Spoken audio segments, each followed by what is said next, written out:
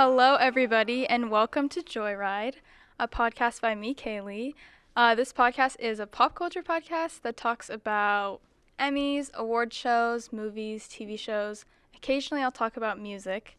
But for this specific episode, I'm going to be covering the Emmys. And towards the end, I will talk about the upcoming movies this weekend in the box offices. So, fair warning, this is an opinion-based podcast from my opinions and from the opinions of critics and people on websites like Rotten Tomatoes, which I use mostly. So, let's get started. Our first topic and our major topic today is the Emmys, the 2019 Emmys. For those of you who don't know, the Emmys were about 2 weeks ago on September 22nd. There were 19 categories. However, the show that received the most nominations than any other show in history for one season was Game of Thrones. Their final season received 32 nominations in those 19 categories. And they took home a lot of awards, but they were also snubbed of many, as a lot of people say. Personally, I've never seen Game of Thrones, which I wish I did. I love the idea of it. I haven't seen it, but my dad spoke his opinion on the final season, and he was really surprised that it had 32 nominations out of the 19 categories and breaking history for just one final season having that many nominations. He said the final season was kind of boring and unsatisfying. I think he was expecting a lot more, especially because of how hyped up it was, because it's Game of Thrones. And so many people watch Game of Thrones. I feel like you can ask any adult or any college student or any high school student, and they'll say that they probably watch it or they at least know what it is. More shows that were nominated for a lot of the categories were This Is Us, Barry, The Marvelous Miss Maisel. Those had the majority of wins, mainly Marvelous Miss Maisel. So, let's get into the categories. The first category is Outstanding Comedy Series, and I'll go through each nominated show, and then after I say that, I'll tell you who won that category. So, for Outstanding Comedy Series, the nominations were Barry, Fleabag, The Good Place, The Marvelous Miss Maisel, Russian Doll, Schitt's Creek, and Veep. Now, I've never seen the winner of this category, and the winner was Fleabag. I've never seen Fleabag, but according to all of the other categories, it was nominated for a lot of stuff as well. It didn't make the top categories, but it did win Outstanding Comedy Series, which is a pretty big award. The next category is Outstanding Drama Series, and the nominations were Better Call Saul, Bodyguard, Game of Thrones, Killing Eve, Ozark, Pose, Succession, and This Is Us. There were a lot of shows nominated for this category, but the winner, which you could probably guess, was Game of Thrones for its series. Instead of the final season, it was for Outstanding Drama Series. So, Game of Thrones won for that one. The next category is Lead Actor in a Comedy Series. And I don't want to butcher these names, but I know that I will. So, sorry in advance. The nominees were Anthony Anderson from Blackish, Don Cheadle from Black Monday, Ted Danson from The Good Place, Michael Douglas from The Kominsky Method, Bill Hader from Barry, and Eugene Levy from Schitt's Creek. I have seen 3 of these shows. I've seen Blackish, I've seen Black Monday, and I've seen some of The Good Place. However, the winner of this category was Bill Hader for Barry, which I have not seen, but I've heard it's good from Jimmy Fallon. The next category is Lead Actress in a Comedy Series. The nominees were Christina Applegate, Dead to Me, Rachel Brosnahan, The Marvelous Miss Maisel, Julia Louis-Dreyfus from Veep, Natasha Lyonne from Russian Doll, Catherine O'Hara from Schitt's Creek, and Phoebe Waller-Bridge from Fleabag. Now, Fleabag won the Outstanding Comedy Series, and Phoebe Waller-Bridge won that category for Lead Actress in a Comedy Series for Fleabag. So that's already 2 wins for that show.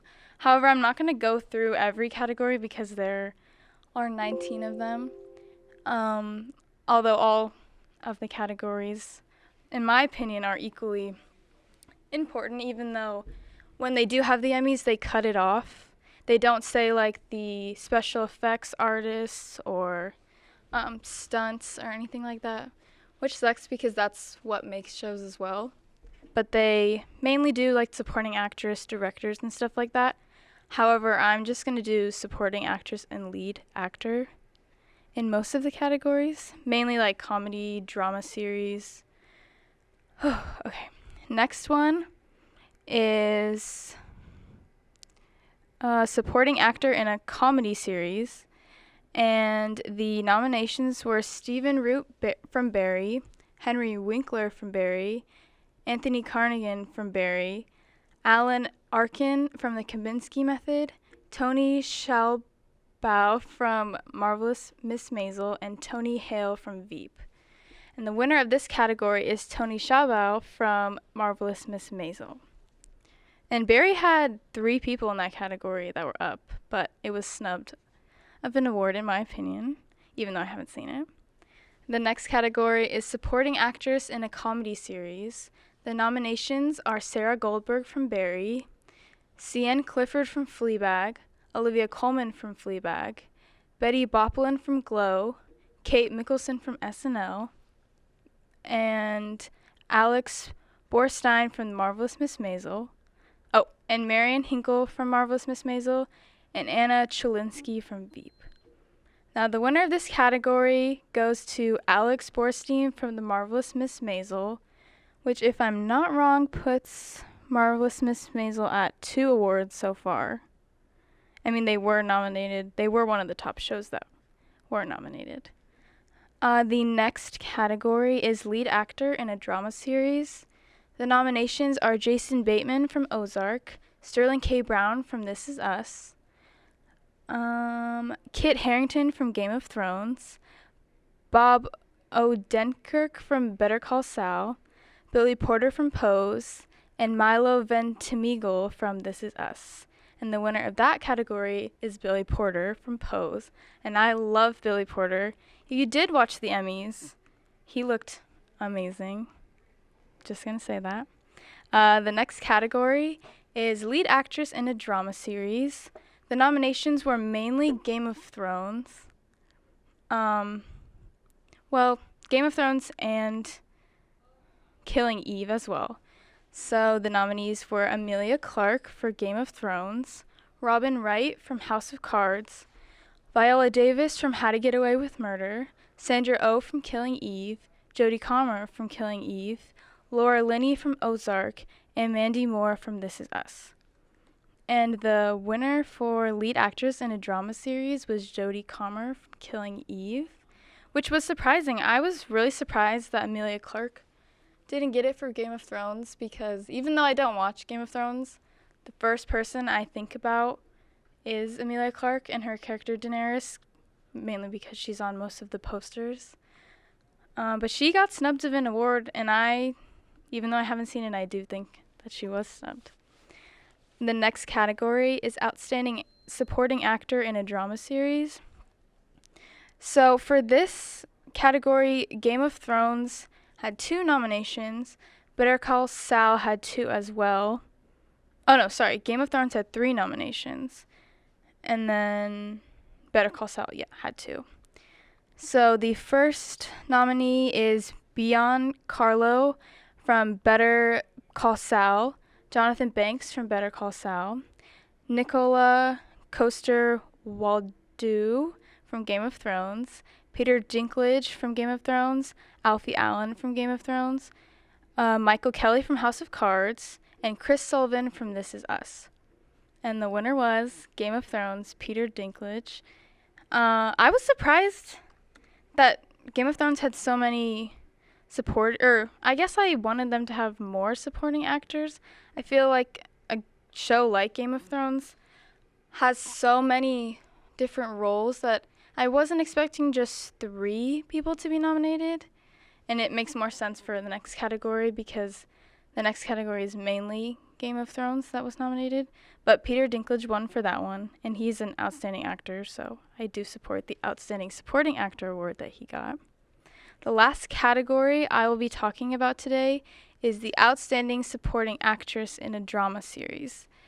So in this category, it was mainly Game of Thrones that took up the nominations. Surprisingly, well, I'll tell you in a minute. So the first nomination was Gwendolyn Christie from Game of Thrones, Lena Headey from Game of Thrones, Sophie Turner from Game of Thrones, Maisie Williams from Game of Thrones, Fiona Shaw from Killing Eve, and Julia Gardner from Ozark. Now, although Game of Thrones has 4 people nominated in this category, and this category took up a lot of their nominations since they had 32 from the 19 categories, they lost to Julia Gardner from Ozark. And I know a lot of people that watch Ozark, and I was surprised to see, I wasn't expecting Ozark to win, but mainly because of Sophie Turner from Game of Thrones and Gwendolyn Christie from Game of Thrones being in that category. But Julia Gardner from Ozark won, and congratulations to her. She beat 4 Game of Thrones supporting actresses. That is all the categories I will be talking about from the Emmys. Of course, there's 19 of them, and I'm not going to be able to get to all 19 of them today. But that's pretty much it. Game of Thrones, although they do have 32 nominations, they did not win all of them, as you can tell from all of the categories that I listed for drama series. But Marvelous Miss Maisel ended up getting the majority of wins for the categories they were nominated for, which was pretty cool. I haven't seen that show. I think there's 2 seasons. I remember for the Oscars and for the Golden Globes, they were nominated for a lot, and they won a lot of them too, so congratulations to them.